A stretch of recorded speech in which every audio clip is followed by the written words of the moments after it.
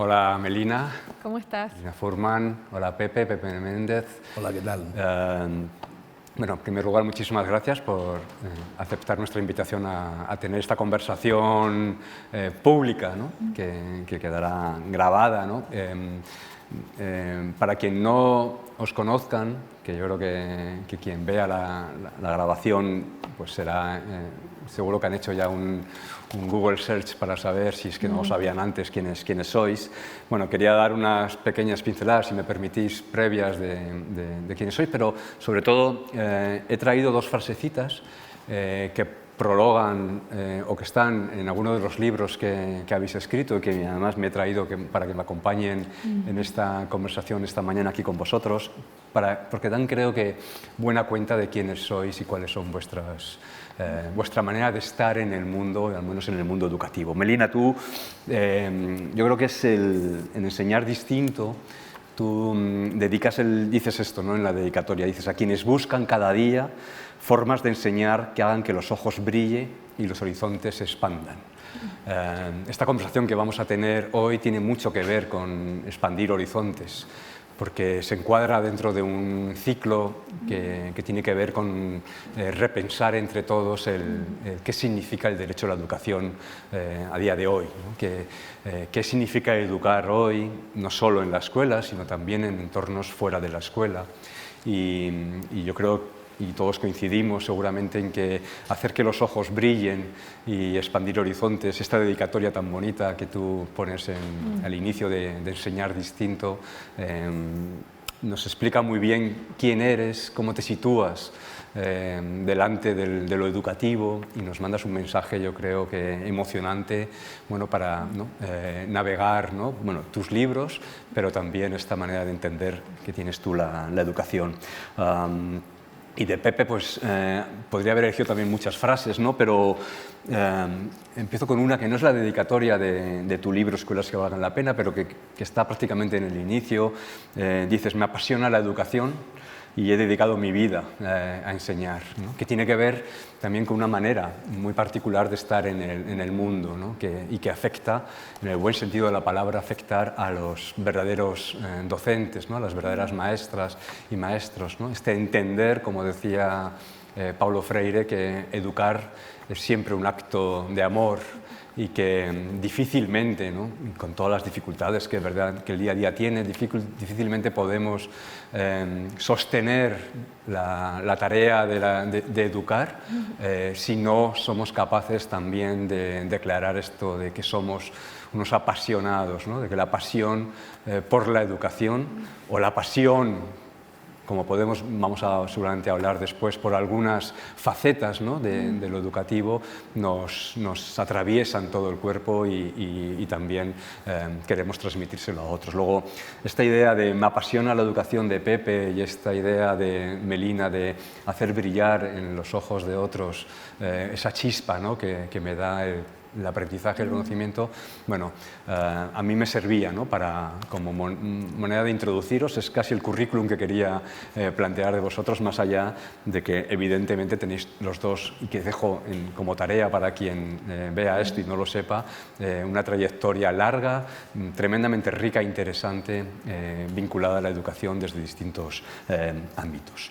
Para empezar esta conversación, yo quería leeros un parrafito muy cortito de un amigo de muchos, de un profesor de estos de aula, de toda la vida, alguien que disfruta, ¿no? De la tarea de enseñar, pero que también, bueno, muchos días sufre, ¿no? Las dificultades que el día a día de la escuela, bueno, supone, ¿no? para muchos docentes. Es una frase de Toni Solano. Toni Solano es un profe español que desde hace unos años dirige un instituto de secundaria en Castellón, y que acaba de escribir un libro tremendamente, bueno, yo creo que muy recomendable, que se llama Aula o Jaula, y Toni dice lo siguiente, y me gustaría leeros esta pequeña frase para ver qué vibra en vosotros cuando escucháis a un compañero diciendo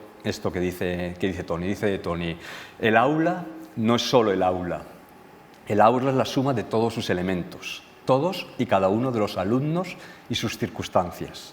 También las circunstancias que les rodean fuera de ella, fuera del aula, el espacio físico y sus limitaciones, la disponibilidad o no de los recursos educativos que se precisan en el aula, y el docente también, y su complejidad, y en su relación, ¿no?, con otros docentes, ¿no?, la relación de esos docentes, con otros compañeros. Pero también el aula es la relación de los docentes con la administración, por ejemplo, o con la familia. Este es el parrafito que he tomado de este magnífico libro que es Aula y Jaula, de Toni Solano, y que, bueno, yo quería empezar esta conversación preguntándoos, ¿no?, escuchar esto de el aula no es solo el aula, ¿qué significa para ti, Melina? Qué lindo, ¿no? Hay algo de pensar el aula como un ecosistema donde primero interactúan distintos sujetos y distintos elementos que cada uno tiene su historia y tiene su bagaje y tiene su singularidad, y en ese baile, en esa danza sucede el aula, ¿no? Esta propiedad emergente que es el aula, y que es tan importante para mí. Cuando te escuchaba pensaba, venimos trabajando nosotros tres, tú también, en pensar, bueno, qué transformar y qué conservar del aula, del centro, de la escuela, y entender esa complejidad es clave para poder pensar cualquier proceso de transformación, ¿no? Entender que el espacio es importante, que lo que hay en las paredes del aula es importante, que la historia de vida de cada estudiante es importante, que la historia de vida del docente es importante, y su satisfacción o no con las condiciones de trabajo que tiene, o con su tarea, o con sus colegas, o con el liderazgo que hay en la institución, ¿no? Hay esas capas que se superponen y que todas conviven a la vez. Para mí son esenciales cuando queremos pensar un centro, una escuela, ¿no? De todo eso que está sucediendo a la vez, y todo es importante. No solo es importante con qué técnica voy a enseñar, sino cómo voy a mirar a un alumno cómo entra al aula, o qué le pasó a ese estudiante ayer en su casa. Y en toda esa complejidad está la belleza. Ahí está la dificultad también, pero está la belleza, ¿no? De entender de manera más holística el aula. Así que me encantó, le voy a tomar ese párrafo. Gracias. Gracias, Melina. Y para ti, Pepe, ¿qué te vibra? Sí, ¿no? A mí me parece muy interesante porque también venimos de una cultura en que primero creemos que lo único importante es lo que ocurre dentro del aula, como si fuera una especie de búnker en el que, bueno, casi dejamos la vida de los estudiantes fuera, dejamos sus relaciones personales, las relaciones con la familia, e incluso muchas veces cuando hemos hablado de educación, que queremos distinguir, una cosa es la educación y otra el proceso de enseñanza y aprendizaje, la escuela, ¿no? Proceso de formación integral de la persona. A mí me parece interesante precisamente decir el aula es a lo mejor un espacio más abstracto que físico, en el cual todo lo que ocurre viene impactado por lo que pasa alrededor, ¿no? Estas mochilas, a mí siempre me ha gustado pensar, cuando empezaba sobre todo esas clases a las 8:15 de la mañana, ¿no?, pensar, estos estudiantes se habrán peleado con sus papás esta mañana, ¿no? Habrán discutido sobre qué van a hacer, o qué hicieron ayer, o qué quieren. Sus papás a lo mejor también han discutido entre ellos. Habrán discutido con sus hermanos, les habrá pasado algo mientras venían aquí. De repente lo que tú dices impacta en su propia biografía, en situaciones que han sucedido. O sea que me parece muy, muy bonita, porque me parece que la escuela siempre tiene que pensar que al final lo que ocurre en ella no deja de ser más que un reflejo de cómo la vida entra en el espacio, ¿no?, cómo la vida entra en las personas, ¿no? Decíamos que esta conversación que estamos teniendo se enmarca dentro de un ciclo de conversaciones en torno a repensar la idea del derecho a la educación. Durante muchos años, y todavía tenemos que seguir insistiendo, hemos pensado que garantizar el derecho a la educación de los niños, de las niñas, de los adolescentes, suponía fundamentalmente meterles dentro del aula, de alguna manera escolarizarles, llevarles a la escuela. Digo que tenemos que seguir con esta idea por delante porque sigue habiendo millones, 250 millones, dice la UNESCO sistemáticamente, que viven fuera del aula, que no están escolarizados. Y por tanto en el mundo este mínimo de escolarizar no está todavía garantizado. No quiero ya ni pensar en todos estos territorios, y ahora lo estamos volviendo a vivir desgraciadamente en directo, que sufren guerras, que sufren violencias y que por tanto dificultan muchísimo la vida de los niños y adolescentes.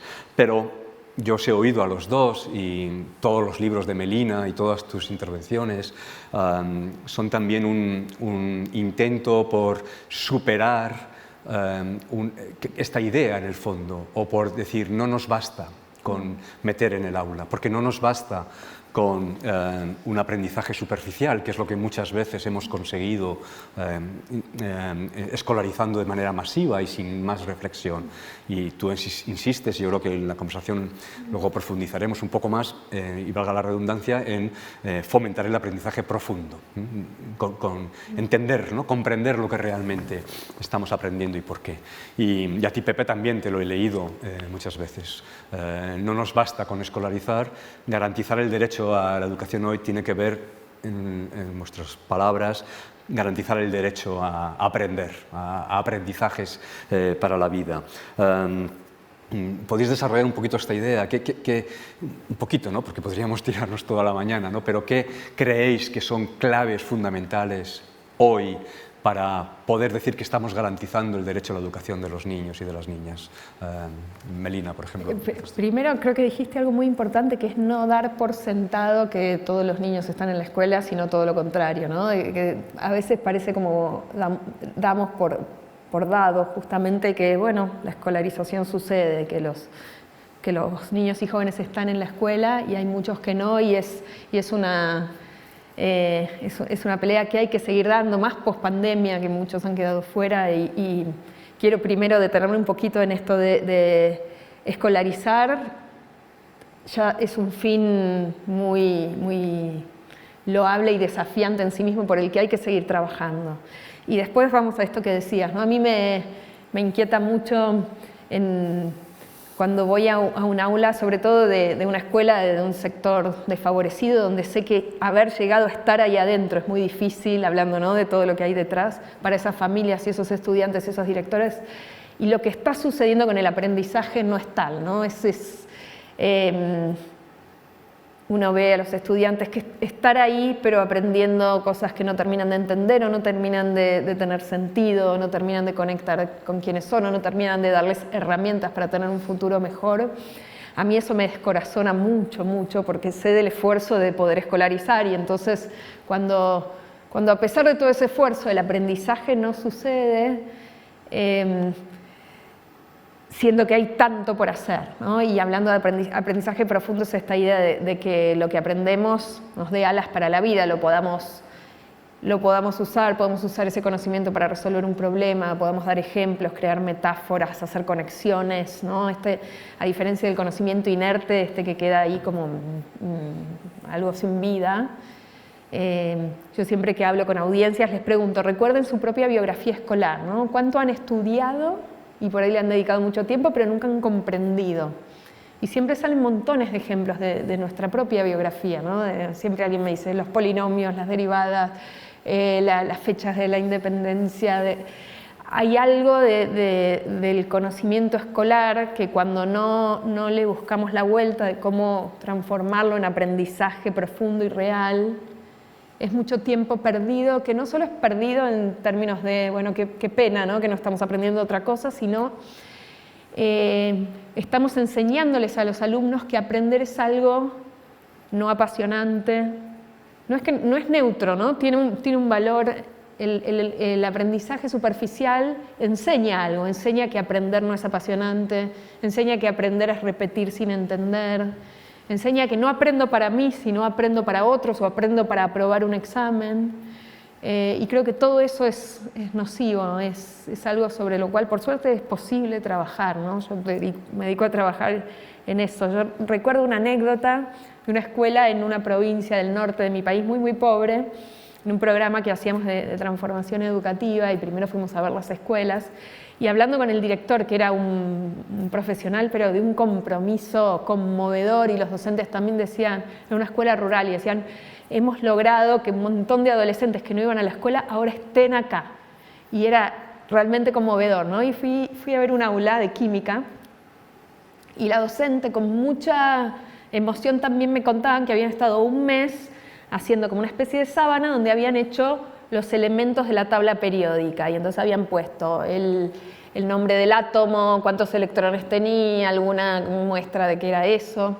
Yo me acuerdo que estaba ahí y se me estrujaba el corazón y decía, todo este esfuerzo de toda esta gente para que los alumnos estén un mes haciendo algo que se lo van a olvidar el día siguiente, porque no es que la tabla periódica no sea interesante, pero hay maneras de entender por qué eso es importante, o porque que nos cambia en nuestra lente del mundo entender que la materia está formada por partículas. Hay cosas fascinantes de la tabla periódica, pero pasarse un mes construyendo eso, por más que fuera creativo con una sábana y con colores, para que los alumnos, que fue tan difícil tenerlos en la escuela, aprendan algo que no van a tener manera de incorporar a sus vidas o pensar con eso, sino que simplemente es un conocimiento fragmentario y ritual. Eso fue una de las veces que hice clic en ese sentido, ¿no? El esfuerzo de tenerlos en la escuela tiene que servir para que aprendan cosas que valgan la pena, incluyendo cosas que valgan la pena de la tabla periódica, ¿no? No me quiero pelear con ese contenido, sino en esta mezcla de qué enseñamos y cómo lo enseñamos para generar ese aprendizaje profundo. Muy bien. ¿Pepe? Sí, a mí casi me gustaría como algunos flashes, ¿no? Tenemos algunos flashes que, por así decirlo, pueden ser muy significativos, ¿no? La escuela está llena del lenguaje de los adultos y hablamos de la escuela obligatoria. Y entonces les decimos a los niños y a los jóvenes que es obligatorio no solo que vayan, sino que aprendan. Y vivimos ya en una situación en que lo obligatorio convoca poco. Lo obligatorio ya, de hecho, te suele levantar las defensas casi de la dignidad personal, ¿no? Porque es obligatorio, ¿no? Otro flash sería el siglo XX, es el gran siglo por lo menos en Europa, ¿no? y en partes de América, de toda América, aunque en algunos haya dificultades por cumplirlo, que es la escolarización universal, ¿no? El derecho a ir a la escuela, el derecho a estar escolarizado. Yo suelo repetir esta idea de que el siglo XXI es el derecho a aprender. Es verdad que vivimos aún en una enorme desigualdad. Podemos ver aquella película preciosa, Camino a la escuela, y en cambio podemos ir a barrios de Madrid, de Barcelona, de Bilbao, de Sevilla, donde tienen la escuela a 100 metros y lo que hay es un alto absentismo, ¿no? Porque no les convoca, porque no les invita, ¿no? Acaba de encontrar este sentido, ¿no?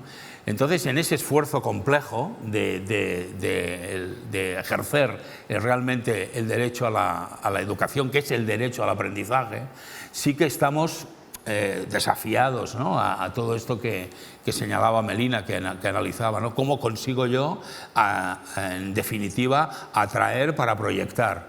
¿Cómo consigo inspirar para proyectar? Yo creo que hay mucho lenguaje de la administración pública, de la ley, ¿no? que tenemos que entender que es un lenguaje que lo primero que provoca es el rechazo, ¿no? Yo me acuerdo cuando existían, luego le cambiaron el nombre, los programas de garantía social, ¿no? Y me imaginaba a un chico, una chica en una discoteca, ¿y tú qué haces? Yo voy a un programa de garantía social. ¿Vienes de la cárcel?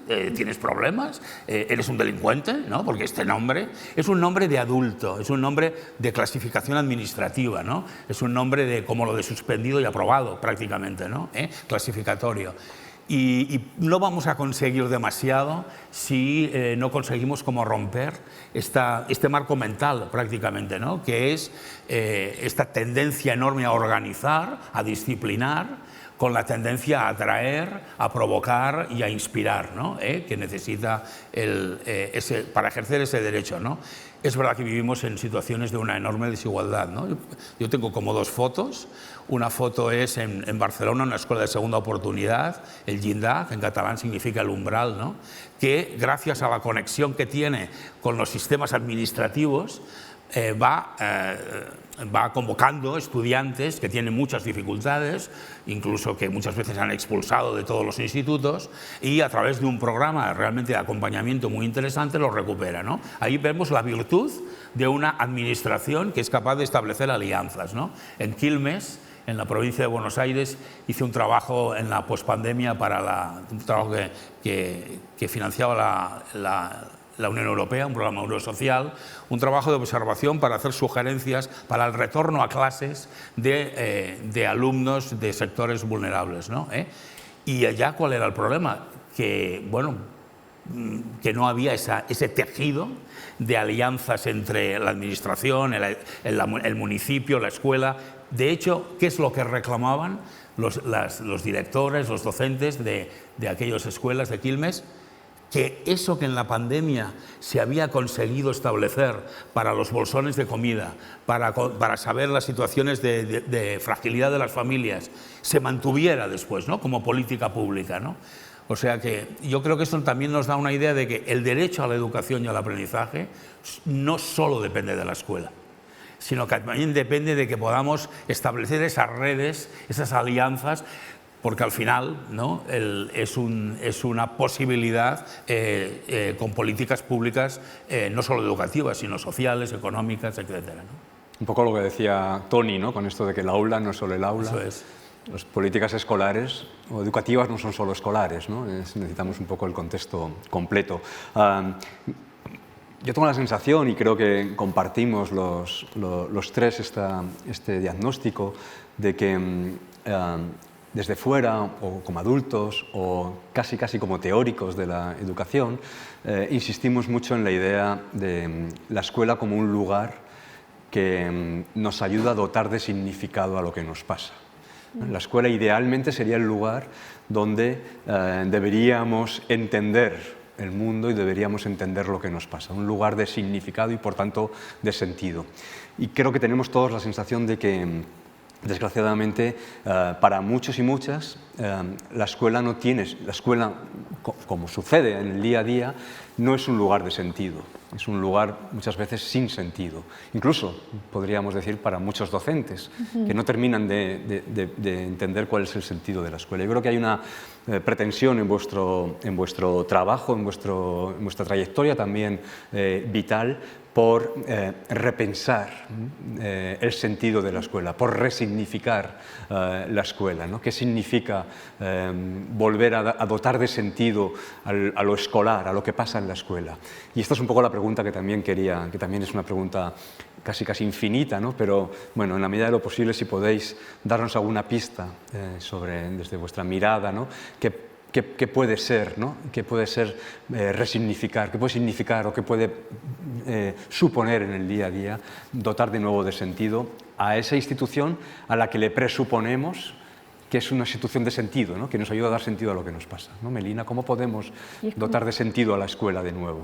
Es un espacio, creo que no hay que olvidarse que la escuela es un espacio privilegiado para eso, porque suspende un poco la cotidianidad y las condiciones de origen de los estudiantes para tenerlos todos juntos durante mucho tiempo, en un contexto diverso, muchos años, y nos da la oportunidad, es un terreno fértil, o podría serlo, para que pasen otras cosas, para extender el mundo que traen de casa, para ampliar el universo de ideas, para enseñarles a construir lentes, para ver el mundo de nuevas maneras. O sea, tenemos como una chance ahí, porque ninguna otra institución tiene a los niños y jóvenes tanto tiempo. Entonces, es darnos cuenta de que eso es mucho, ¿no? Es realmente una oportunidad enorme que, como tú dices, muchas veces en algún sentido se pierde.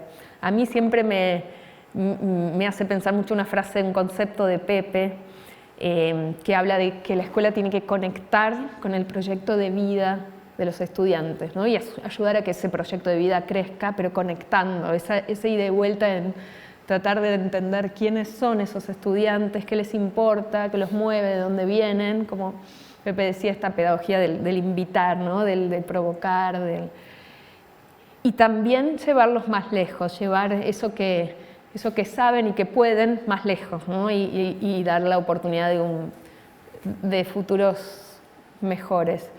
Y Y el camino para mí tiene que ver, por un lado, con los vínculos que la escuela ayuda a generar, la escuela es un lugar donde uno construye amistades para la vida, donde se forja como persona y en ese sentido hay mucho para seguir haciendo con eso, pero sobre todo creo que la falta de sentido y la posibilidad de reconectar con el proyecto de vida de los estudiantes y ayudarlos a que sea más amplio, tiene que ver con el aprendizaje, con lo que decíamos recién. Sobre todo en la escuela secundaria, mucho de lo que se enseña y cómo se enseña todavía genera este conocimiento inerte del que hablaba hace un rato.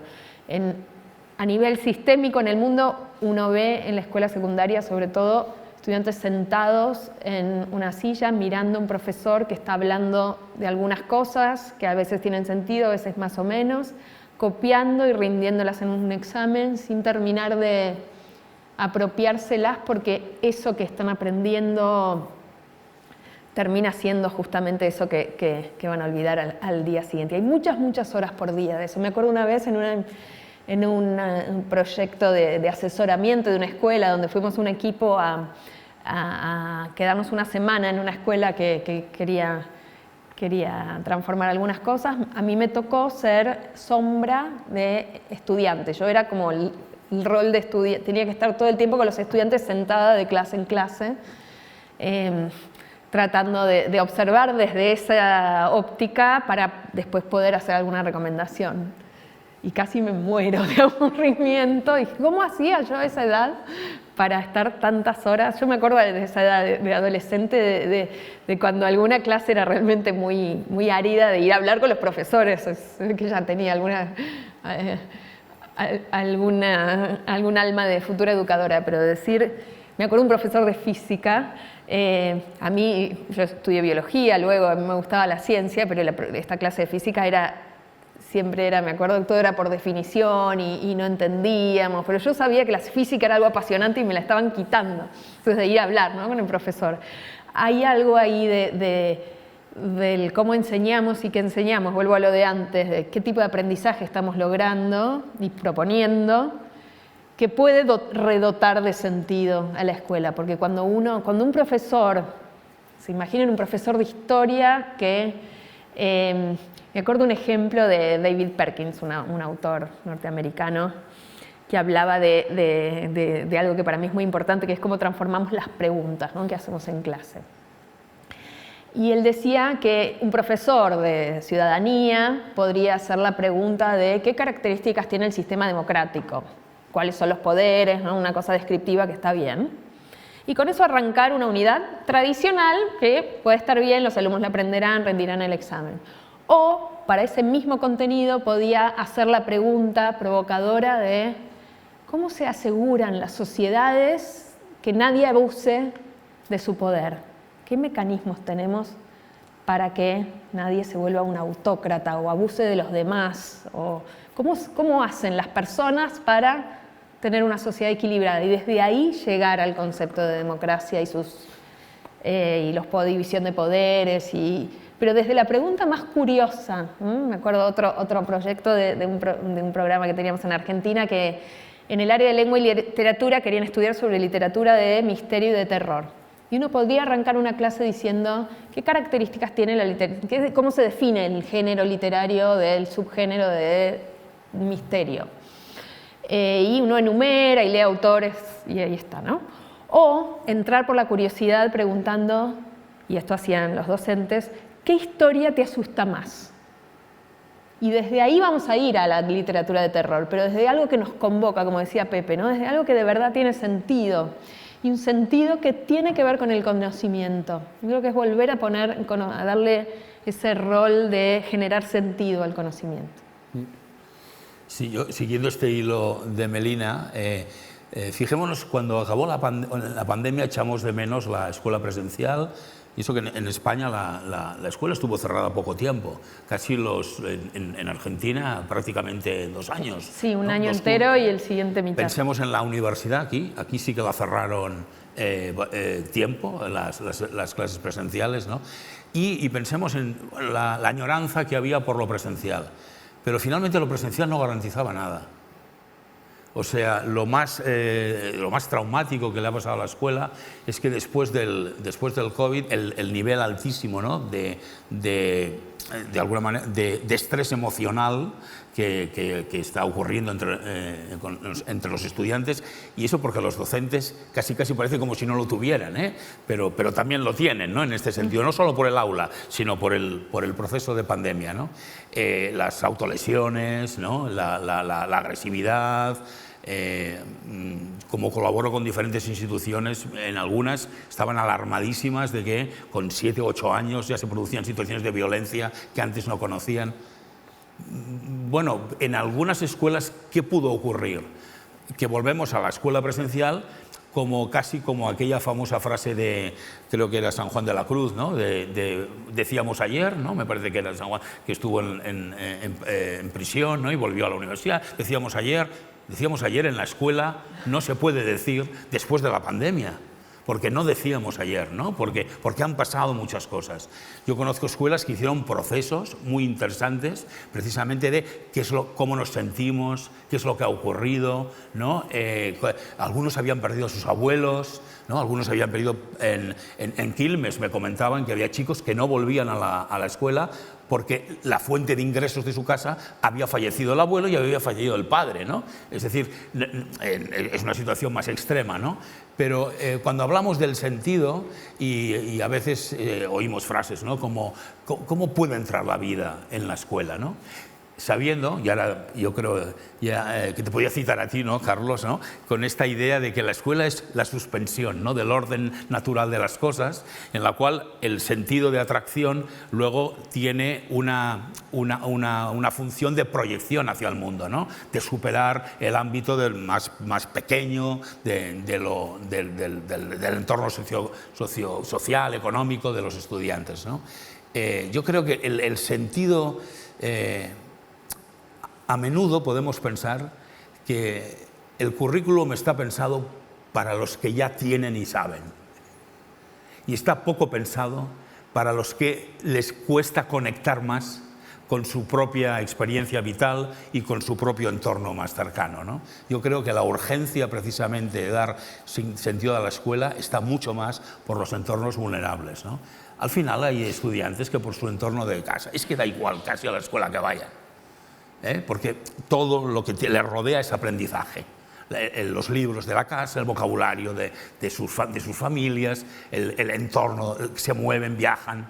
Y en cambio hay otras personas que si no consigues conectarlas por ahí, y a veces creemos que, yo por lo menos oigo a algunas personas, lo hago con cierto estupor, ¿no?, que en realidad lo que se trata es de que esos precisamente más vulnerables vayan a la escuela, sean más disciplinados, escuchen no sé cuántas horas, porque es el único medio de que adquieran conocimiento, ¿no?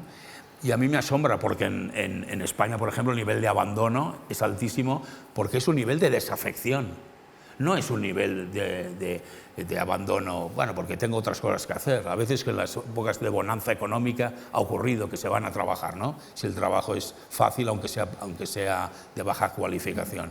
Pero yo creo que este desafío y que lo conocemos en algunos proyectos, ¿no?, que a lo mejor empiezan por la música, que a lo mejor empiezan, y cuando hablo de la música no solo me refiero a la música clásica, sino por el rap, por ejemplo, ¿no?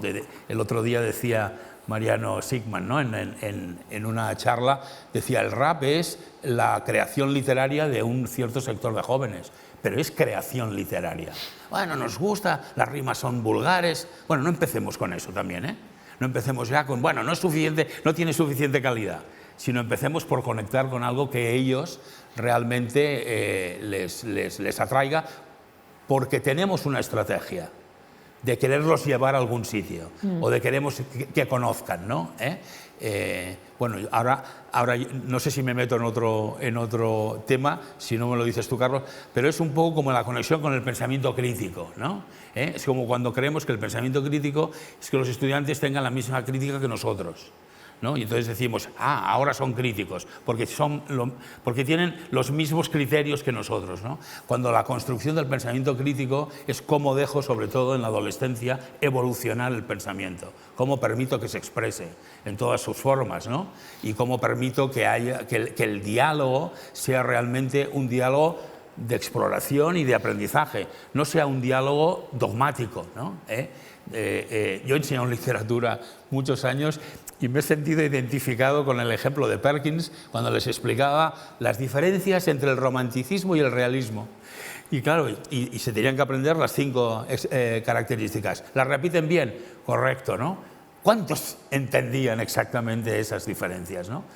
¿Cuántos realmente al final, muchos años después, eran capaces no de repetirlas, sino de entender cuál es la diferencia de creencia, de marco mental, de filosofía, de manera de expresión, ¿no? Un poco por avanzar, yo diría que vosotros dos encarnáis algo que yo admiro profundamente, que creo que no tengo, que es la capacidad de transitar y de vincular el pensamiento, la teoría, la reflexión con la práctica y con el hacer. Lo hacéis todos los días porque estáis, ya habéis estado, ¿no?, entrando y saliendo del aula, escribiendo, ¿no?, pero también, ¿no?, transformando de alguna manera.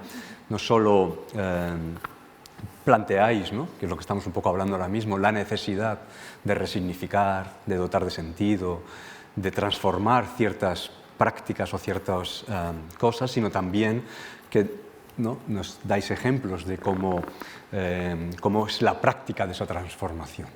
Sin embargo, vivimos tiempos, es decir, sois para mí dos personas que encarnáis bien esta necesidad constante que tienen los educadores y la escuela de mejorar, de cambiar las cosas, si queréis, de transformar o de innovar.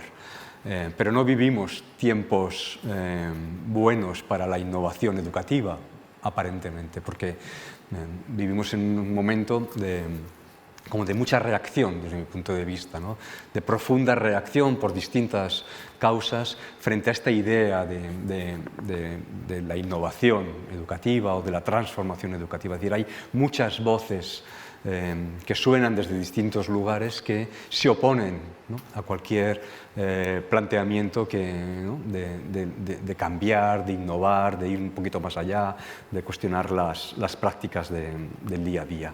Entonces me gustaría, como transitáis bien, creo, entre la idea del pensar en cambiar, pero también en cómo hacerlo, que nos dierais ¿no?, que nos defendierais un poquito la idea, me da igual la palabra que utilicéis, para innovar hoy, ¿no?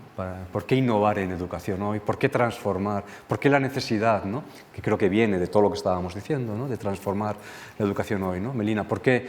Bueno, tú has escrito un libro entero, ¿no?, casi sobre el tema, ¿no? Creo que en parte algunas de las reacciones también tienen que ver con que se sobreusó y se volvió un cliché y se hizo muy trillada esta idea de innovación educativa como un poco más una cuestión de marketing y sin tanto sustento. Estamos aquí en el Instituto Libre de Enseñanza, que es una de las grandes cunas de la innovación educativa de hace 100 y pico de años. Hay algo de innovadores educativos han existido desde el inicio de la escolaridad masiva y hasta si uno lee los libros de aquellas épocas, yo diría, hagamos esto, listo, no hay tanto distinto que hacer. Obviamente ahora hay cuestiones de tecnología, ¿no?, y de masividad, que ahora todos están en la escuela, es distinto, pero creo que venimos hablando, quienes nos dedicamos a la educación, pensando en que esto valga la pena, o como lo querramos llamar en distintas épocas, para la vida de los estudiantes, en que hay que hacer cosas distintas, que la escuela tiene que despertar pasión, que ese conocimiento tiene que valer la pena, que tiene que dar alas. Bueno, todo esto que decimos nosotros y que también dijeron quienes fundaron esta institución y la vivieron hace 100 años. Hay algo que tú decías al principio que para mí está bueno, de cuando hablabas de nosotros, decías, bueno, estás en la profesión así, vives, es una manera de estar en el mundo, en la profesión, en nuestro caso y tu caso también, leyéndote y conociéndote, que para mí la innovación educativa en la escuela de hoy tiene más que ver con vivir la profesión, y ahí me refiero a docentes y directivos, de manera curiosa y creativa, que aplicar grandes cambios de paradigma, traer la tecnología. Tiene más que ver con pararse en los zapatos en los que uno está, en el rol que sea, profesor de matemática de primaria o de nivel inicial o directivo, lo que fuera, en el espacio, ¿no? Mi metro cuadrado de incidencia, y pensar en lo que hago todos los días con ojos curiosos, pensando en qué ya sale bien y lo quiero conservar y lo quiero atesorar, lo quiero expandir, y qué no tanto, y ahí le tengo que buscar la vuelta, ¿no? Porque, por ejemplo, a tales alumnos no estoy llegando, o tal tema no lo están entendiendo, no estoy generando buenos vínculos, lo que fuera, o quiero explorar otras técnicas, o quiero traer tecnología, o sea, más una manera de vivir la profesión. Mi experiencia con docentes es que la innovación tiene más que ver con hacer un clic interno de una mirada investigadora sobre la práctica constante y vivir así la profesión, que con grandes métodos, teorías y modas. Eso por un lado. Y lo otro que vengo viendo en estos años es que la innovación real se produce al interior. La unidad de cambio es el centro educativo, donde hay un equipo de gente liderado por un equipo de conducción, liderado por un equipo directivo que está llevando el barco hacia cierto lugar con una mirada, con convicción, con ganas. Y una comunidad de aprendizaje entre docentes, ¿no? Esto de mantener encendida la llama de la curiosidad pedagógica tiene que ver con tener otros pares que te acompañen, ¿no? Esto de Quijote de la Mancha solo contra los molinos tiene vida corta, de alguien que dice, bueno, yo voy a mantener encendida la llama de la innovación pedagógica yo solo en una institución donde todos tiran para otro lado. Es muy, muy difícil y muy descorazonador, pero las escuelas y redes de escuelas sí hay, ¿no? Mejor aún, pero por lo menos los centros educativos que trabajan con comunidad profesional de aprendizaje son los que realmente hacen cambios sostenibles. Lo que pasa también es que para que eso suceda tiene que haber ciertas condiciones de mínima, que no las hay en un montón de sistemas educativos, ¿no? Por ejemplo, en Argentina una cosa que pasa es que en la escuela secundaria, ¿no? Y el bachillerato, que es todo junto, los profesores no tienen horas pagas para hacer nada que no sea estar frente al alumno dando cátedra. Entonces, bueno, si quieren sentarse con un colega a planificar algo, lo harán en el almuerzo o en su tiempo, o por ahí mientras van de una escuela a otra. Hay algo de condiciones mínimas de posibilidad que también hay que pensar, pensando en política pública, ¿no? Que no es solo una cuestión de voluntad. A veces les tiramos la pelota a los docentes, ¿no? De, bueno, ustedes, si no son creativos, es un poco culpa vuestra, y creo que hay que pensarlo sistémicamente también. Y ni hablar de pensar el rol de los directivos en eso. Sí, yo estoy de acuerdo con esta idea de que la innovación, la democracia, la paz, al final se ha convertido en un cajón desastre, ¿no? Tengo un amigo por eso que decía, bueno, es bueno que la innovación también se haya convertido en este cajón desastre, porque al final parece como que se comprende la necesidad de cambiar, ¿no? O sea que partiendo de esta idea de que incluso a veces ahora has de utilizar esta palabra con cuidado, ¿no? Por evitar la indefinición, por evitar a qué te estás refiriendo, ¿no?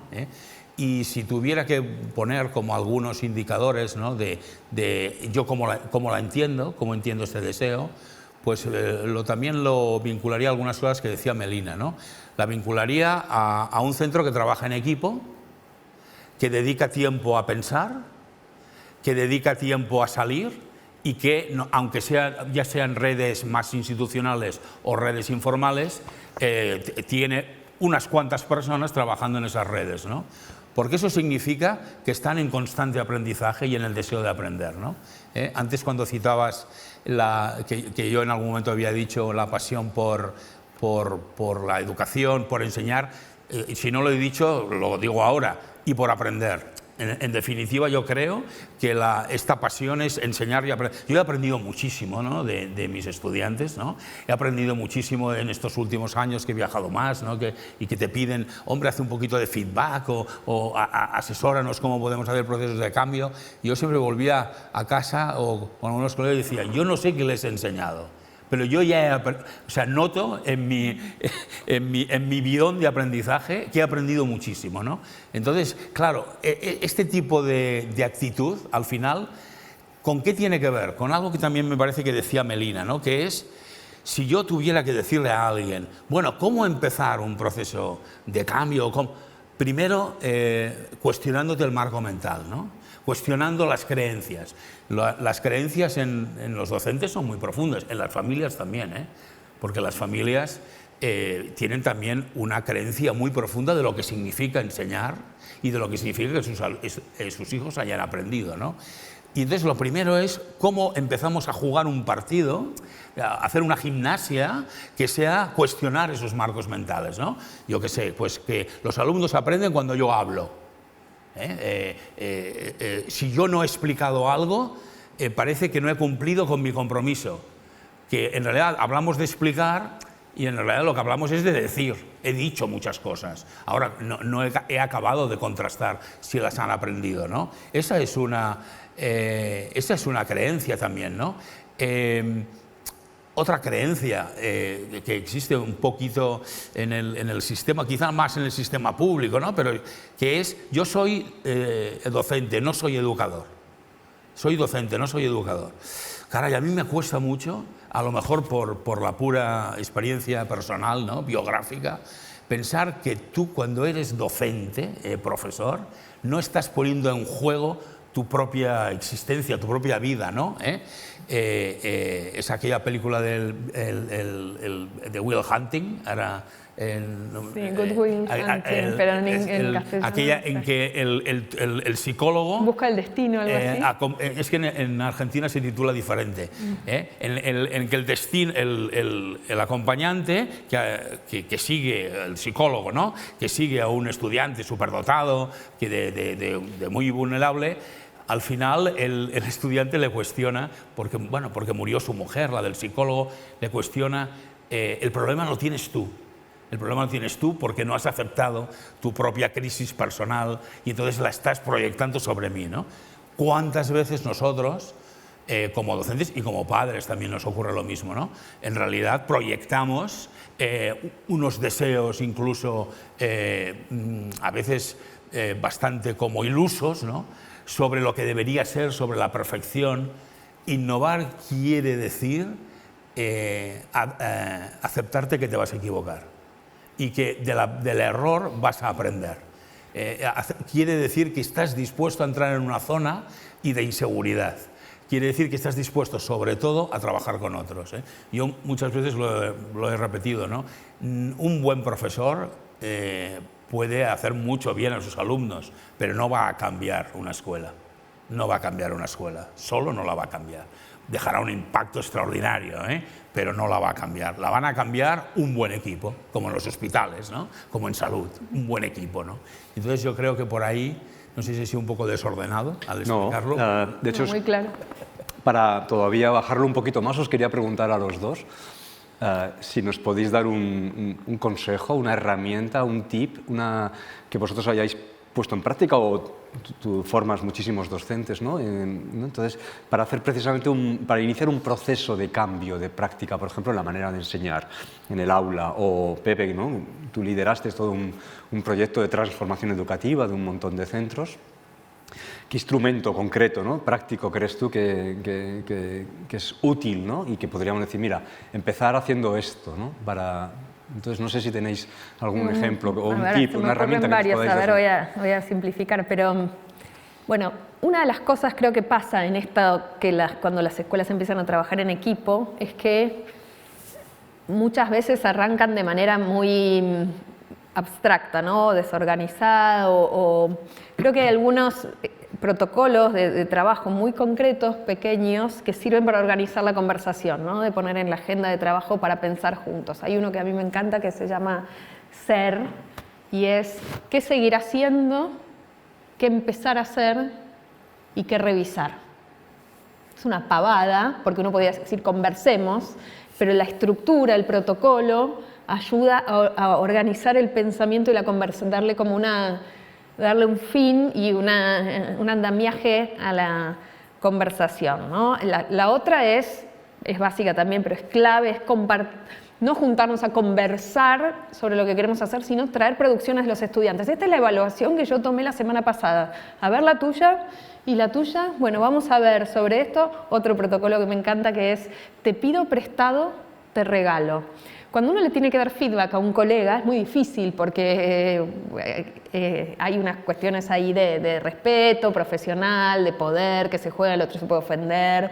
Bueno, esta dinámica de aprendizaje entre pares de feedback a mí me da mucho resultado, que es no que te sugiero que mejores, sino tú me muestras. Imagínate un examen que tomaste a los estudiantes o una actividad que hiciste, ¿no? Entonces, bueno, te pido prestado de esto que hiciste porque me viene bien para mí, para hacerlo yo, tal cosa. Y te regalo es una sugerencia o una propuesta, pero que viene de la lógica de que yo quiero ayudarte a que te vaya mejor y estamos aprendiendo juntos. Entonces, hay algunas estructuras que van generando hábitos de colaboración y de pensamiento conjunto que son, creo, muy provechosas y cuando las usamos cambia la cultura de la reunión de equipo. Y en la misma línea, en el aula, también son como caballos de Troya todas estas, ¿no? Que son como cosas pequeñitas que uno dice, bueno, es una pavada, pero cambia la conversación.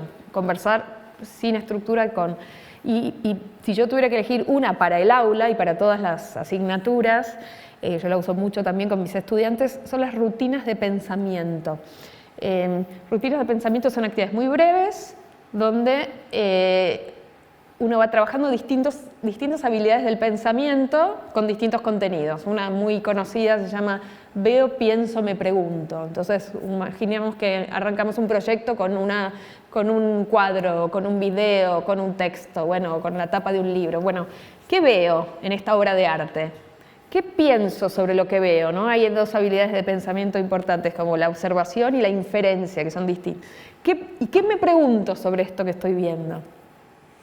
Otras que tienen que ver con la metacognición, que también son como el gran caballo de Troya para que los estudiantes se vuelvan más autónomos en su aprendizaje, es antes pensaba, ahora pienso. Antes pensaba sobre la literatura, volviendo al ejemplo de antes de Misterio, que era aburrida o tal cosa. O ahora pienso y dar cuenta de esta cosa constructivista de todo lo que aprendí, pero insisto, ¿no?, en esto de los protocolos, las estrategias, cuando uno las va repitiendo y va generando hábitos de maneras de interactuar en el aula, cambian la cultura del aprendizaje. Esto me recordaba, Pepe, a tu Mudanzas, ¿no?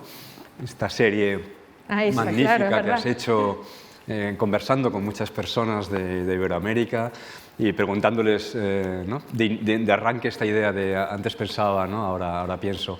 Y tú también cuentas muchas veces, Pepe, que te invitan, ¿no? Te han invitado, te invitan escuelas, ¿no?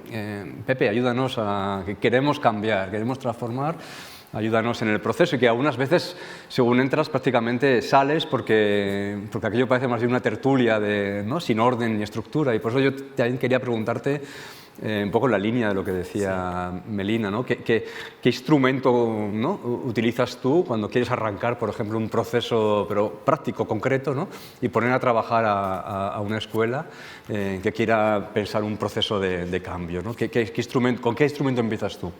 Decía Melina una cosa muy importante para esto, que es estructurarlo, ¿eh? Todas las conversaciones se han de estructurar un poco porque has de pensar en el sentido que tienen, ¿no? Yo a veces entro y lo primero que digo, quizás es una cosa como paradójica, ¿no? Dejen de hacer... Uy. ¿Estás seguro que un segundo. Pero está cerrado. Claro. Dejen de introducir cambios compulsivos. Dejen de buscar aplicaciones, programas, que ahora ha salido, que Google no sé qué, que el otro de matemáticas. Dejen de hacer algo tan compulsivo, ¿no?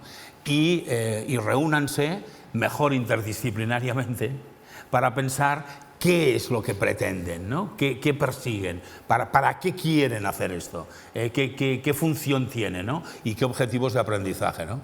Yo creo que cambiar la escuela, hay gente que te explica, hay gente que te habla de cambiar la escuela de un año para el otro, hay gente que explica diferentes opciones. Yo no digo que lo que estoy comentando sea la única, pero sí que mi experiencia quizás es la que tiene un mayor nivel de asentamiento, ¿no? Que es, vale, vamos a dejar de hacer una actividad compulsiva, vamos a incluso dejar de pensar que hacer justifica mi propia función y vamos a pensar un poquito más en el qué perseguimos, qué queremos, qué objetivos de aprendizaje, y entonces podemos crear algo que, bueno, por lo menos nosotros allí en el Horizonte 2020 le llamamos los proyectos tractor, ¿no? Que pienses, bueno, pues en este espacio más pequeño voy a impulsar este cambio, este proceso, tiene estos objetivos para que después puedan ser evaluados, ¿no? Está unido a estos indicadores y a lo mejor empiezo por algo que no se eternice, lo de los proyectos pilotos se suele eternizar, ¿no? Esto tiene 1 año o 2 de vigencia máximo y después puedo ir como creciendo, ¿no? Como la piedra que llega al lago. En este sentido, el tipo de propuestas de las preguntas, ¿no? De las rutinas de pensamiento, son muy útiles para hacer gimnasia, para hacer mucha gimnasia y para romper este marco mental, ¿no? A veces es difícil porque les pides a las escuelas que paren un poquito, ¿no? Parad. No, pero ahora si tenemos un montón de dificultades con situaciones de autolesiones, de las familias que protestan, bueno, pero yo creo que hay algo, sobre todo en la función de los directivos escolares, que a mí cuando oigo a veces una frase, cuando tenga tiempo, no, cuando tengas tiempo nunca vas a tener tiempo. Lo que puedes establecer es prioridades y lo que puedes establecer es trabajar un poquito más en equipo y repartir funciones. Pero si no reservamos tiempo dentro de nuestras reuniones, incluso establecidas, habituales, para bajar el nivel de información y subir el nivel de estrategia, no va a haber cambio, porque es cuando hablamos de estrategia, cuando hablamos de posibilidades de cambio, cuando hablamos de establecer como pequeños experimentos, ¿no?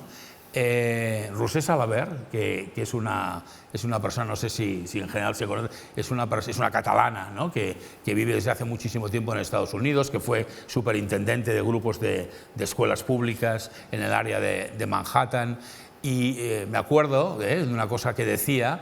Cuando yo era director de escuela, ¿no? Me decía, tú das clase, ¿no? Sí, ¿cuántas horas a la semana? Para un director, yo tenía una escuela de 1.500 alumnos, es complicado, respetar siempre ese horario de clase. Bueno, pues tengo 4 horas. Me dice, deja de dar clase. Y esas 4 horas, dedícate a pasar por las aulas y ver lo que pasa. No a controlar a los docentes, a ver lo que pasa. Bueno, ese es un dispositivo de cambio, ¿sí? Porque observando, compartiendo, estableciendo después espacios casi de análisis clínico, ¿no?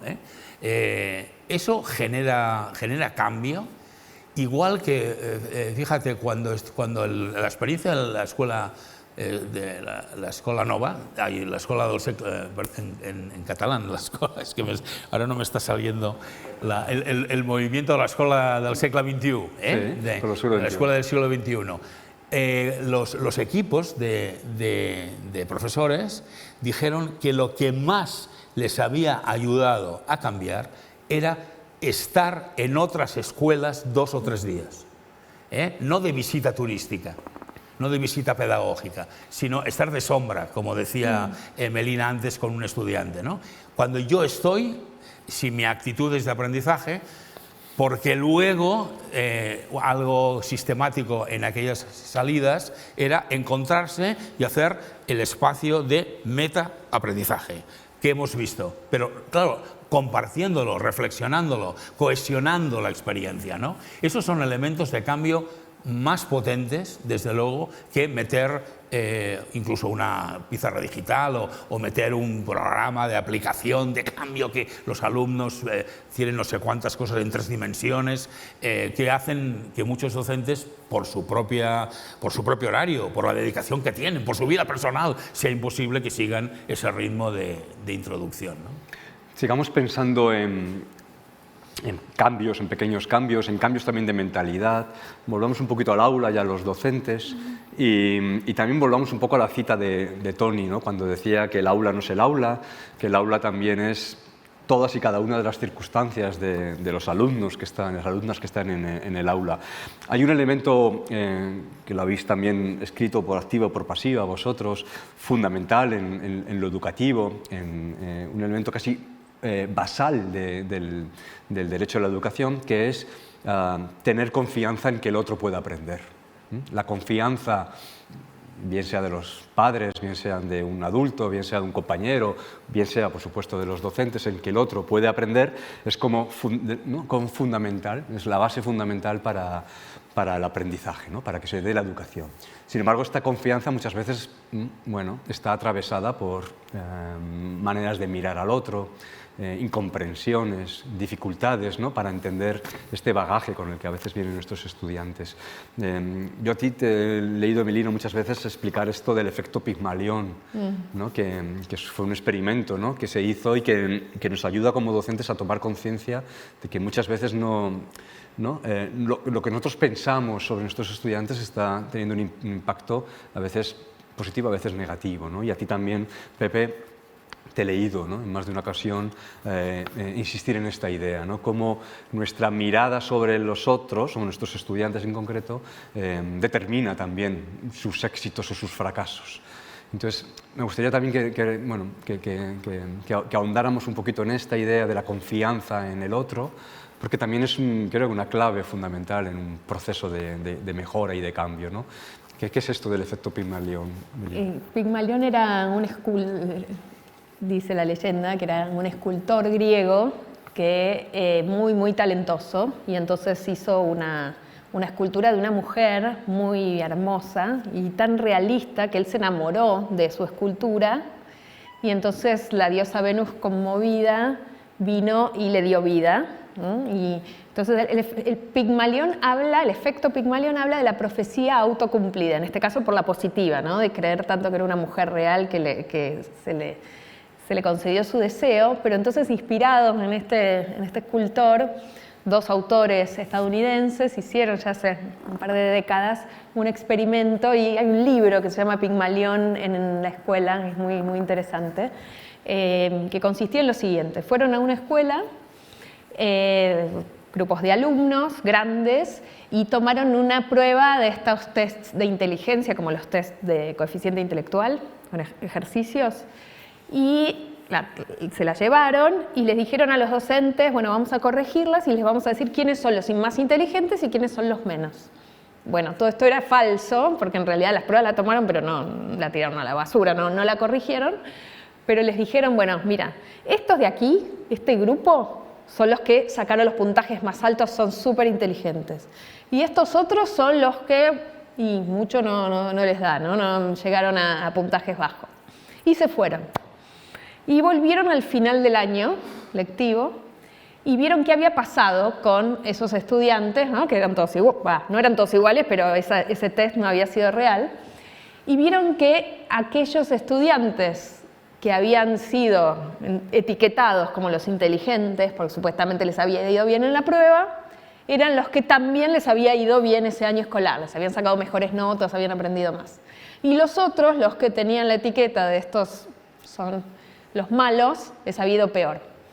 Y entonces, yendo a preguntarse, bueno, ¿por qué? ¿No? Y obviamente tiene que ver de vuelta con esta idea de la profecía autocumplida, de los docentes considerando buenos o malos a los estudiantes, fueron a ver qué pasaba, qué hacían los docentes con estos estudiantes, y se dieron cuenta de que el trato era muy distinto. Por ejemplo, a los que consideraban inteligentes, porque les habían dicho que esos eran los inteligentes, cuando hacían una pregunta se la tomaban más en serio y los ayudaban. Si se equivocaban, eso no era una prueba de que no eran inteligentes, sino que era, bueno, vicisitudes del proceso de aprendizaje, y los ayudaban más, les daban más relevancia en el aula, y a los otros un poco como que habían abandonado, ¿no? Ya la lucha de que, bueno, igual ya se sabe que no les va a ir bien. Bueno, y cuando uno mira los datos, esos experimentos son muy contundentes, y habla de esto que dices, ¿no? De confiar en que los alumnos, de tener altas expectativas, el efecto que tiene que tengamos altas expectativas sobre los alumnos en su posibilidad real de aprender, ¿no? Y eso se traduce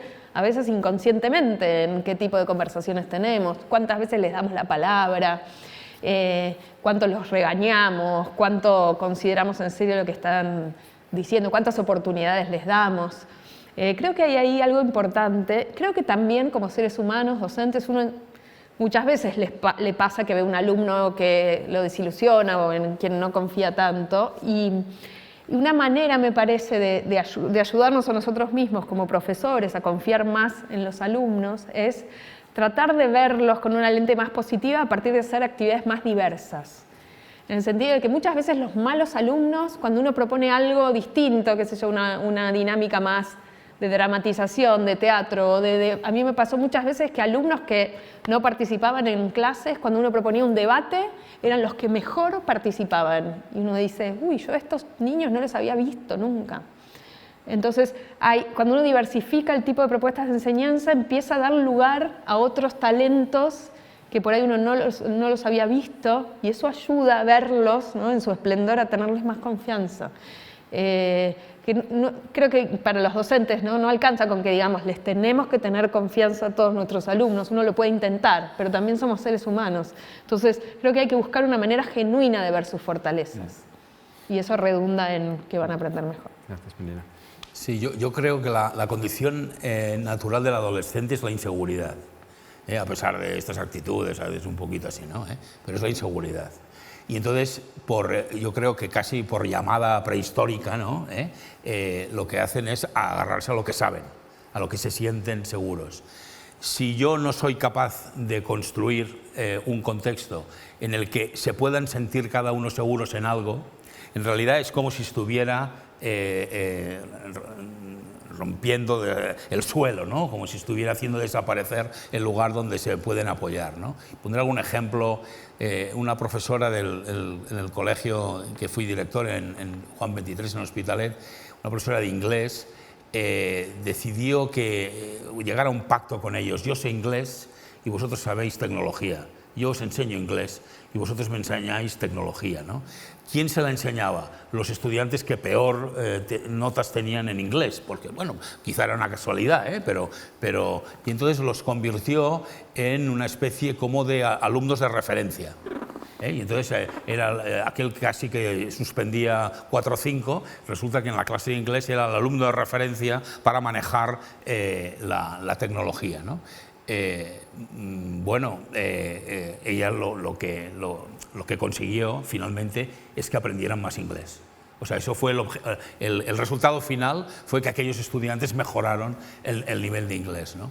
La confianza es un elemento esencial, y yo creo que incluso eso como padres, ¿no?, también, o sea, es algo que ocurre como docente y como padres, ¿no? Ahora que hay tanto debate con el uso de la inteligencia artificial y el chat GPT, claro, ¿cuál es la colisión entre la inteligencia artificial, el chat GPT y la escuela?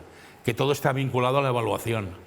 O sea, yo no te dejo usarlo porque si copias, la nota que te voy a poner es falsa. El aprendizaje ahí ha desaparecido. El objetivo de aprendizaje ha desaparecido. Lo que domina la situación es el objetivo de control y disciplina, ¿no?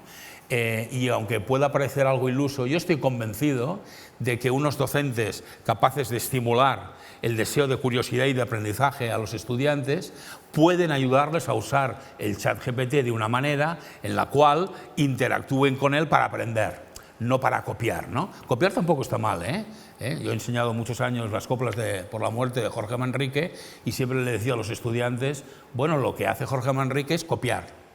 Y entonces es un excelente copista, copia de varios textos, copia estilos y pensando en la muerte de su padre, algo emocional, reescribe un texto, ¿no? O sea que copiar también está. El problema es cuando es un copy-paste, ¿no? Cuando es una copia sin sentido, sin significado, ¿no? Pero fijémonos que ahí todo el elemento central es la confianza. La confianza que tiene que ver con el espejo, ¿no? Con el efecto Pigmalión, ¿no? Yo no dudaría en afirmar cada vez que he podido ser desconfiado con un estudiante y se ha alejado de mí, su proceso de aprendizaje ha bajado.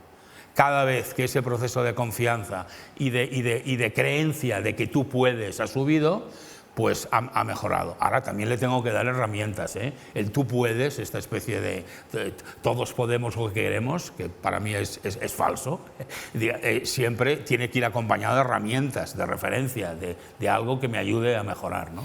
Perdón, y que no quiere decir no exigir, ¿no? Que a veces pareciera como que es bajar la vara, confiar, y creo que es lo contrario. Hay un concepto de Philippe Mérieux que me gusta mucho, que es el de exigencia benévola, que es una confianza basada en altas expectativas de que puedes hacer cosas difíciles. Oye, porque esto además seguro que tiene que ver, ahora me estaba sugiriendo, y tú has escrito también y has hecho cursos sobre el feedback formativo, ¿no? El feedback formativo es un proceso de confianza, pero desde la exigencia desde benévola, tirar, ¿no? del critical friendly, ¿no? Al final bueno, yo te hago un feedback, pero no un feedback de notario para decirte estás aquí, sino un feedback de proceso de aprendizaje, ¿no? Y con esta idea que los dos, yo creo que repetís muchas veces, que tiene que ver con crear entornos intelectualmente desafiantes. Efectivamente, o sea, que no se trata de, ¿no? Efectivamente, yo creo que hay un tema de llevar un poquito más allá siempre.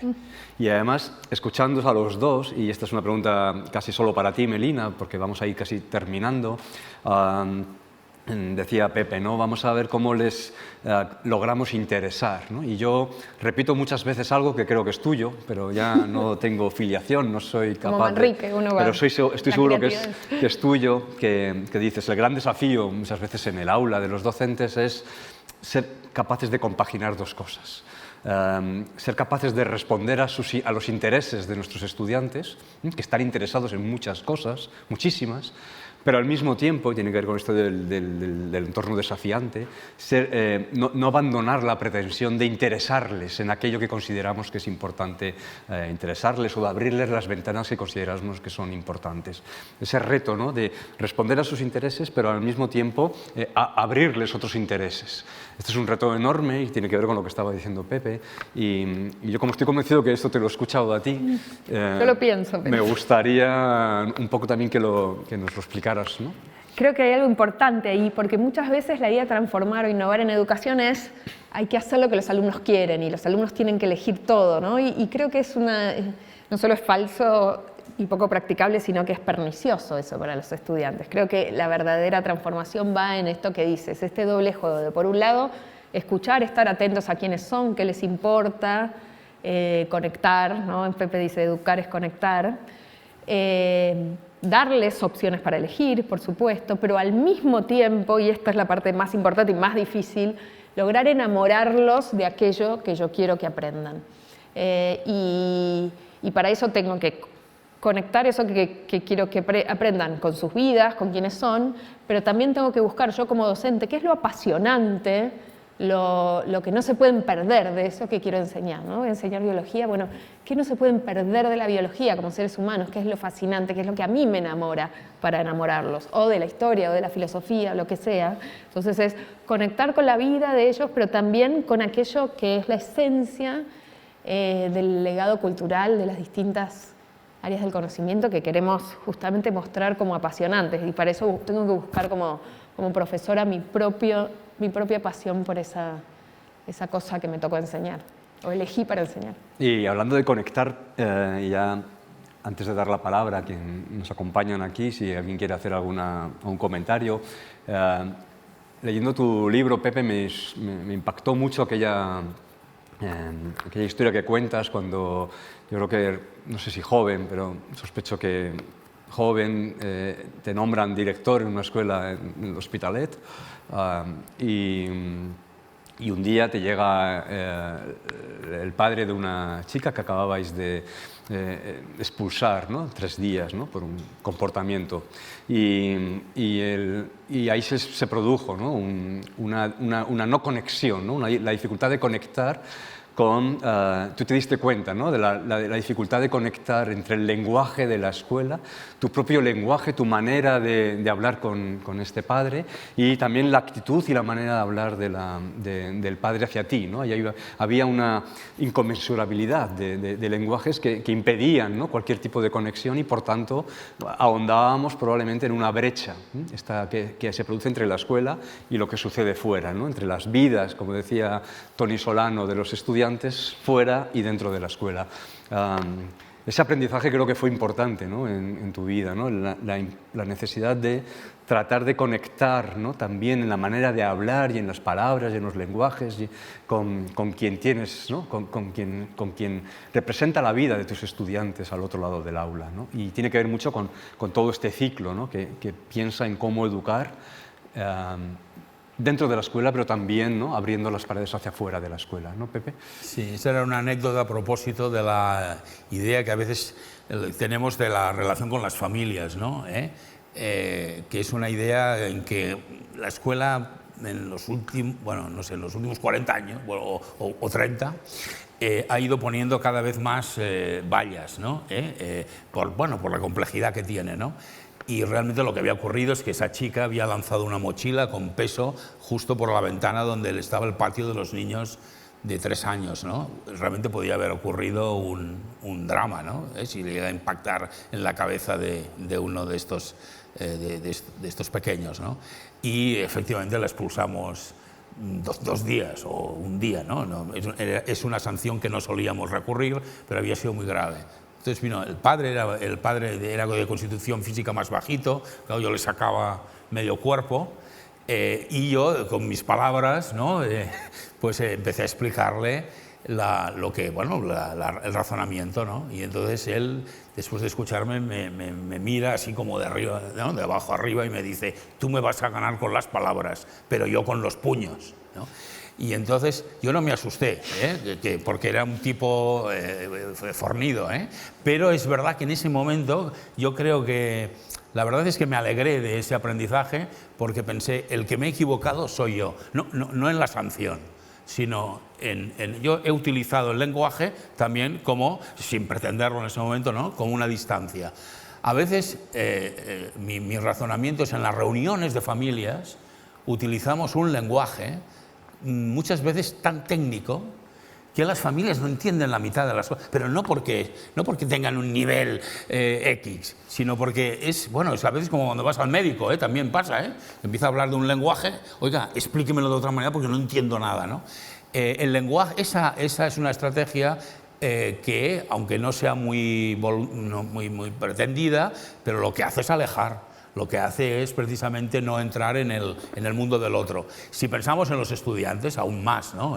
Pero a mí me parece que en estos momentos es imposible conseguir esa formación integral que pretendemos que tengan los estudiantes sin una colaboración, sin una manera diferente de relacionarnos con las familias, ¿no? Que significa más tiempo, más complejidad, es como la democracia. Todo significa más tiempo, más despacio, más paciencia, pero creemos que esa es una alianza imprescindible, ¿no? Para mí ese aprendizaje, a veces me he sorprendido de tenerlo, porque la primera reacción podía ser, vino enseguida una persona que lo oyó como para defenderlo y dije, no, tranquilo, no pasa nada. No pasa, yo pensaba, espero que no pase nada, pero no pasa nada. Pero yo creo que eso es en definitiva lo que quería ilustrar era o nos ponemos en el lugar del otro o atendemos a hablar de una manera como nosotros queremos también que nos hablen en otros contextos, en otros entornos, o si no, no vamos a conseguir esa alianza que yo creo que es imprescindible. Que es un poco, yo creo, lo que dice Tony cuando dice que el aula no es solo el aula. Claro. Y que muchas veces, una pretensión un poco naif, intentamos evitar, ¿no? Bueno, aquí lo que me pasa aquí dentro es distinto de lo que puede ocurrir fuera y que tiene que ver con todo este ciclo, ¿no? que estamos pensando un poco de cómo garantizar el derecho a la educación teniendo en cuenta lo que ocurre más allá, ¿no? de la escuela también.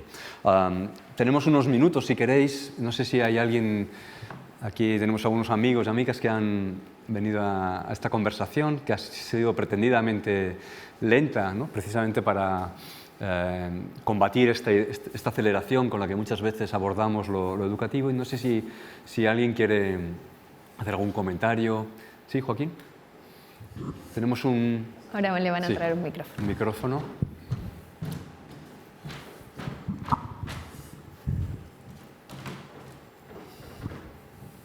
Muchas gracias por la conversación, que ha sido magnífica. Y quería regresar al principio de lo que estabais conversando, y era el derecho a la educación.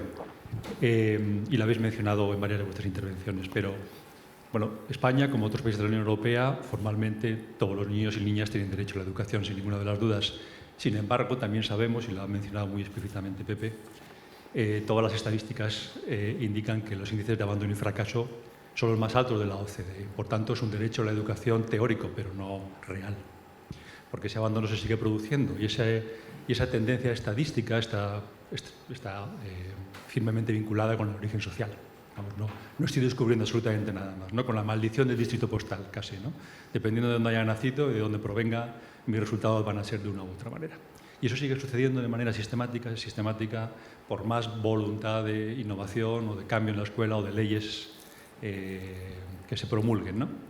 Por tanto, y por vuestra experiencia, ¿qué medidas concretas, específicas deberíamos poner en marcha, tanto a nivel global, político como práctico, para intentar promover la equidad real, ¿no? O el derecho real a la educación?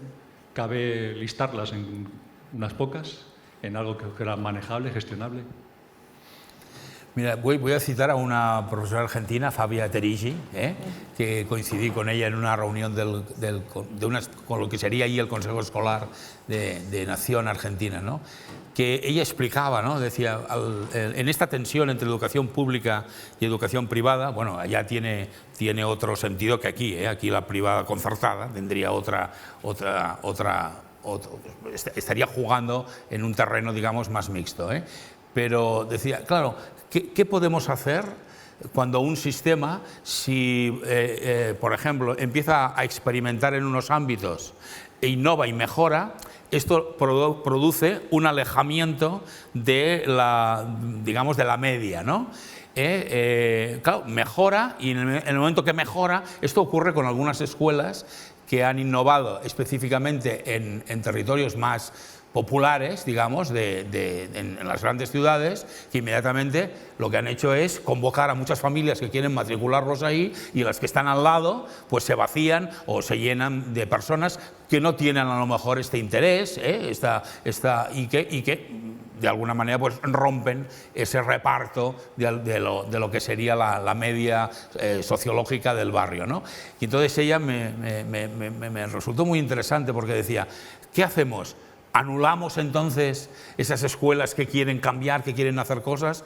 ¿O intentamos comprender que a veces pueden ser procesos de tiempo a los que les falta la clave para consolidar que una mejora se distribuya, ¿no? Que es que la administración pública sea más estable y sea capaz de hacer políticas en donde yo las mejoras las pueda expandir, las pueda difundir, las pueda generalizar, en definitiva, a través de apoyo, a través de recursos, a través de políticas realmente más estables, ¿no? Es decir, en España hay ejemplos de lugares, de entornos vulnerables, donde hay escuelas emblemáticas, ¿no? ¿Qué ocurre entonces? ¿Por qué no se generaliza? Yo aquí sí que diría, hombre, si no tenemos políticas públicas estables y dispuestas a que unos aprendan de otros, ni cambiará la mentalidad de algunos centros que piensan, yo no se lo voy a explicar al otro, porque a ver si se me va a llevar la matrícula, digamos, ¿no? Y cambia esta mentalidad, ¿no? O sea, yo creo que es posible. Creo que es posible. Lo he visto incluso intentar, pero también he visto que simplemente una palabra, una expresión de un representante, de un consejero, bueno, esto no es tan meritorio, vale, pues entonces se carga. O sea, lo peor de la educación es si reina la mediocridad, ¿no? Si al final, aquello de, oye, no nos movamos, que no destaque nadie, ¿no? Yo creo, no sé si por ahí era tu pregunta, pero o sea, yo tengo esperanza, pero hay una parte que sí que no soy tan optimista, ¿no? Que me parece que falta el papel, el rol político que haga que esto sea posible de una manera mucho más estable, ¿no? ¿Alguna? ¿Sí? Aquí, el micrófono, aquí.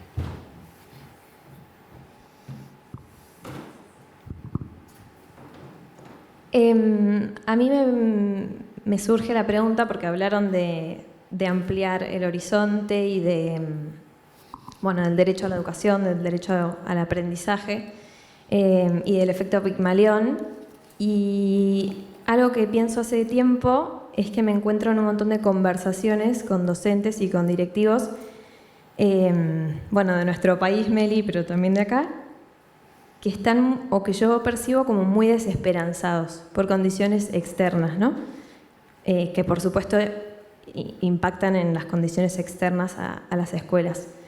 Y yo lo entiendo verdaderamente, pero a la vez pienso como joven y pienso en los alumnos, qué difícil, ¿no? Estar todo el tiempo en un contexto en donde los mayores y los adultos y los que te enseñan tienen a veces una visión tan desesperanzada del futuro, que es su futuro. Entonces, bueno, mi pregunta es un poco, ¿qué le dirían es difícil, pero ¿qué le dirían a un docente sin no reconocer su realidad, pero qué le dirían a alguien que está enseñando y que está en esta situación? Ahí yo creo que Axel Rivas, un educador argentino, amigo aquí también de Pepe y de Carlos, habla de algo que a mí cuando se lo escuché por primera vez me hizo mucho sentido. Él habla del efecto tenaza, ¿no? En Latinoamérica pasa mucho que las condiciones de enseñanza son realmente muy adversas, sueldos muy bajos, seguramente aquí también, pero quiero decir, piensen eso más al extremo. Muy bajos sueldos, mucha inestabilidad de los docentes, las escuelas con edificios que se caen muchas veces a pedazos realmente, alumnos sin necesidad de si van a comer a la escuela. O sea, hay zonas de Latinoamérica donde, como imaginarán, es muy difícil enseñar, es muy difícil aprender, y entonces la solución de eso viene por el lado de la política pública, de aumentar los sueldos, de mejorar las instalaciones, de más inversión en educación, de salir de la pobreza estructural a nivel país, políticas sociales, ¿no? Esa es una parte de la tenaza. Pero en el mientras tanto, y ahí quiero responder a Mora, la otra mitad de la tenaza, la pinza, es ¿cómo hago para trabajar con esos docentes que están hoy en las escuelas, en esa situación adversa, pero con niños que están forjando sus posibilidades de vida posterior, ¿no? Mientras trabajo en política pública o lucho o lo que fuera, ¿no? Mientras que las condiciones más sistémicas mejoren, hay algo que hacer en el aquí y ahora.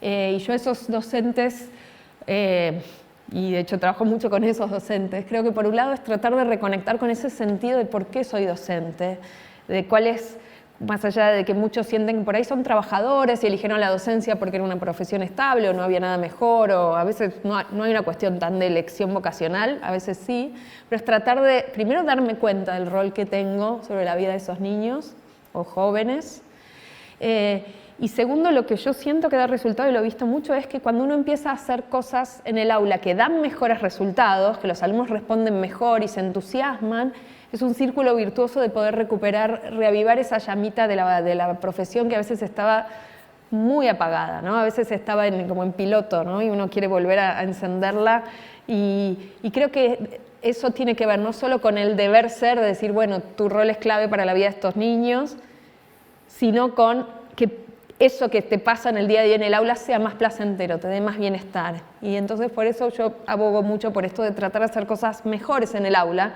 porque genera una situación de bienestar tanto para los estudiantes como para los docentes. Es decir, vuelvo a mi casa contento, no vuelvo sintiendo que me equivoqué de profesión o que la quiero dejar o que estoy contando las horas para jubilarme, para retirarme, ¿no? Entonces hay algo de eso, ¿no? El doble trabajo, pero es difícil, por supuesto. Déjame decir una cosa. Hay también es un buen amigo, el sociólogo Jaume Funes, ¿no? Que dice que la obligación del educador, en sentido global, también del profesor, es ser optimista.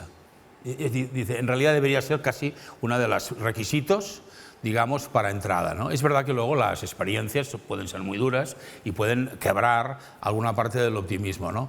Pero a mí hay una cosa que me revuelve mucho el estómago, ¿no? Cada vez que hay crisis económica, hay muchísima gente que descubre la pasión por enseñar. En todos estos años me venía a ver gente, mira, yo llevo no sé cuántos años en la empresa, pero ahora he descubierto la pasión. ¿Qué pasa? ¿Que te han echado? O sea, que no encuentras trabajo, ¿no? Y luego también muchísimos jóvenes, ¿no? Que ahora que salen al mercado y que tienen dificultades, oye, pues me apunto a las listas de interinos, me apunto, hago el máster en educación como una... para mí es, de verdad, lo vivo como una especie de losa que fuera cayendo y que con el tiempo, al final, lo que causa es que domine, que puede dominar lo que Melina señala, ¿no? Si tú no tienes deseo, es una profesión muy dura, la profesión es una profesión durísima si tú no tienes deseo. O sea, es que en 2 meses puedes entrar en depresión, porque aquello es duro, dejémoslo así, ¿no? Y entonces a mí me parece que la pinza de Axel, que se lo he oído así varias veces, es interesantísimo. Necesitamos por las dos partes. Necesitamos que la administración haga cosas, pero oye, en el mientras tanto, tú tienes enorme capacidad. Lo hablábamos antes de venir para aquí, ¿no? A veces hay personas o centros que dicen, es que la inspección no me deja. Déjate de historias. Todo eso es mucho más flexible. ¿Cuál es el primer freno? Que tú no lo deseas, que eres tú el que no lo deseas, que eres tú el que no estás intentando romper con la inercia, ¿no? Sí, Freire hablaba, creo, también igual hago como Vila Matas y le pongo la frase a Freire que no es de él, pero hablaba de optimismo realista, ¿no? Precisamente él, ¿no? que educó en un contexto tremendamente complejo, pero que tiene clarísimo que sin una especie de entender que educar tiene que ver con generar esperanza, ¿no? Y estar esperanzado en un proceso de transformación o de cambio es imposible estar ahí todos los días, ¿no? No sé si hay alguien más que quiera hacer algún comentario, y si no, yo terminaría con, bueno, nada, agradeciendo a los dos. Pepe, Melina, ha sido un placer, un honor para nosotros. Esta idea también de la esperanza, ¿no? Podríamos decir, ¿no? que al final educar tiene que ver, ¿no? Lo habéis dicho yo creo que varias veces de distintas maneras, ¿no? con agitar las existencias, ¿no? Y con además ¿no? escuchar al otro para ofrecer, ¿no? horizontes, ¿no? horizontes de posibilidad. Yo espero que esta conversación, a mí desde luego, siempre que os leo y os escucho, y hace años que nos conocemos y conversamos, siempre me agita mi existencia y me ofrece horizontes, pero espero que quien escuche y vea esto más tarde, y quien hayáis estado aquí, pues este ratito os haya agitado un poco la existencia, en el buen sentido de la palabra, y también salgamos con horizontes expandidos y abiertos hacia una realidad ¿no? que sabemos que podemos cambiar.